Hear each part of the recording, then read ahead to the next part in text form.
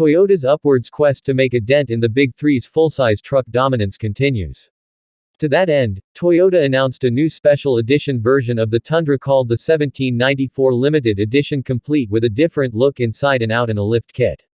Most of the changes for the 1794 Limited Edition come in the way of visual and material changes, though the special edition does get a small performance boost in the way of 2.5-inch Fox internal bypass shocks with piggyback reservoirs and a 1.1-inch lift. The exterior of the truck distinguishes itself from the rest of the flock with a dark chrome finish for the grille and side moldings, as well as blacked-out accents. The tailgate ditches the standard Tundra text, and replaces it with a special stamp to further differentiate the truck. The interior sets itself even further apart from other Tundras with the inclusion of copious amounts of brown leather. According to Toyota, the design was developed in conjunction with the Texas-based Saddleback Leather Company.